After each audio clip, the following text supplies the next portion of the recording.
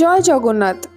তোমরা কি জানো কলকাতার মধ্যে প্রত্যেক বছরই একটা বিশাল করে রথের মেলা বসে কলকাতা পার্ক স্ট্রিট মেট্রো স্টেশনের অপোজিটে কলকাতার ময়দানে। কলকাতা জাদুঘরের অপোজিটে যে গলিটি সোজা ময়দানের দিকে এসেছে সেখান থেকে হেঁটে গেলে পড়বে এই রথের মেলা। রথের দিন থেকে শুরু করে উল্টো রথ পর্যন্ত প্রত্যেক বছরই এই মেলা অনুষ্ঠিত হয়। যে দিনটিতে আমি এসেছিলাম তাকে হেরা পঞ্চমী বলে। এই যে ফুল দিয়ে সাজানো পালকিটি, এটিকে ভালো করে দেখে নাও। এটি নিয়ে একটা মজার গল্প আছে ভিডিওর মধ্যে। ভিআইপি পাস যাদের কাছে আছে এই জায়গাটি তাদের জন্য সংরক্ষিত। এখান থেকে পুজোর ফুলের ডালা সংগ্রহ করা যায় আর এখানেই বসে খাওয়ার ব্যবস্থা রয়েছে।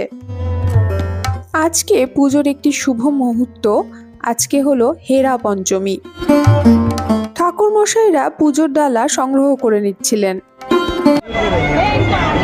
সবাই ভগবানকে দর্শন করুন আর ভগবানের কৃপা প্রাপ্ত হন।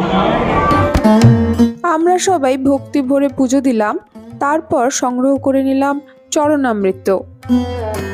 তারপর এই টোপরের মতো জিনিসটা মাথায় দিয়ে আশীর্বাদ করা হলো। এই তিথি ভালোবাসার তিথি, এই বিশেষ তিথিতে হেরা পঞ্চমী মহাতিথিতে এই হেরা পঞ্চমী বিশেষ মহাতিথিতে লক্ষ্মী দেবী আর কিছুক্ষণ পরে আসবেন। আপনারা অপেক্ষা করুন। ভগবানের বিশেষ কৃপার পাত্র হয়ে আপনি ভগবানের নিজ ধামে যেতে পারবেন এই বিশেষ দর্শনে। তাই দুহাত তুলে প্রেম ভরে বলুন জয় জগন্নাথ। দুহাত তুলুন, সকলে দুহাত তুলুন আর করতালি জোরে জোরে, আসতে নয়, একটু করতালি জোরে জোরে করতালি, মায়েরা উলুধ্বনি।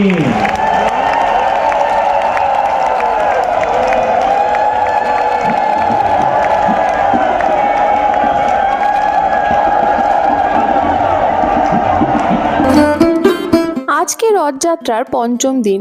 এই দিনকে বলা হয় হেরা পঞ্চমী। পুরীতে গুন্ডিচা মন্দিরে এই দিনকে বিশেষভাবে পালন করা হয়। এখানেও তার একটা ক্ষুদ্র সংস্করণ তোমরা দেখতে পাবে। এই রিচুয়ালের পেছনে যে মজার কাহিনীটি আছে তা হলো, ভগবান জগন্নাথ দেব যখন পুরীর জগন্নাথ মন্দির বা দ্বারকা থেকে বৃন্দাবন অর্থাৎ গুন্ডিচা মন্দিরের উদ্দেশ্যে বের হন, তখন তিনি তার স্ত্রী মহালক্ষ্মীজিকে বলে গেছিলেন যে কয়েকদিনের মধ্যেই ফিরে আসবেন। 5 দিন পরেও ভগবান না ফেরায় মহালক্ষ্মীজি তার সাঙ্গপাঙ্গ নিয়ে হেরা গহিরি সাহি নামক গোপন পথ ধরে পৌঁছান গুন্ডিচা মন্দির বা বৃন্দাবনে। স্ত্রীকে ভুলে যাওয়ার জন্য এবং বৃন্দাবনে ভগবানের লীলারূপ দেখে মহালক্ষ্মীজি যার পর্নায় রেগে যান এবং দুঃখ পান। তার সাঙ্গপাঙ্গরা ভগবানের সাঙ্গপাঙ্গর সাথে বাঁধিয়ে দেয় এক ঘোর বিপ্লব।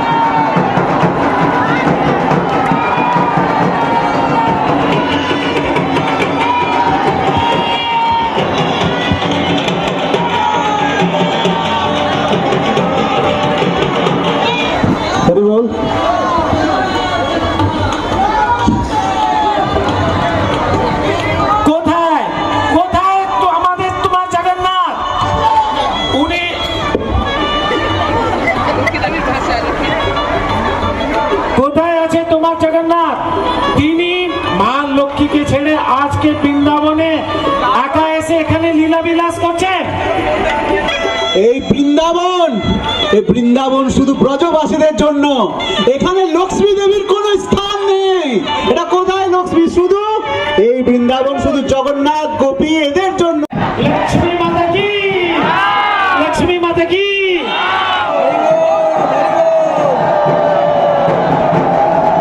জোরে জোরে উলুধ্বনি।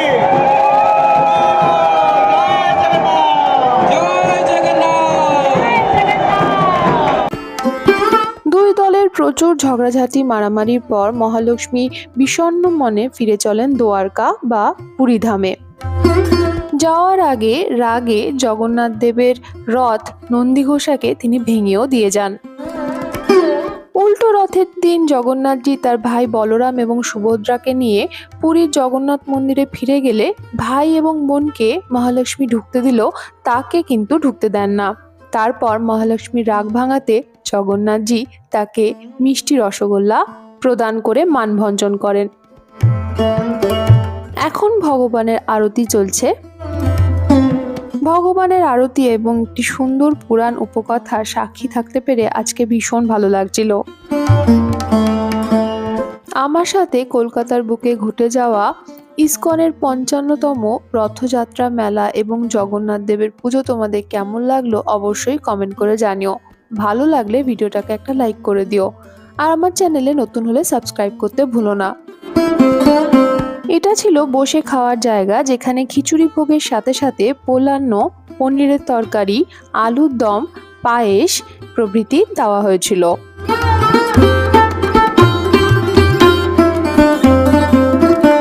এখন দাঁড়িয়ে আছি রথের সামনে।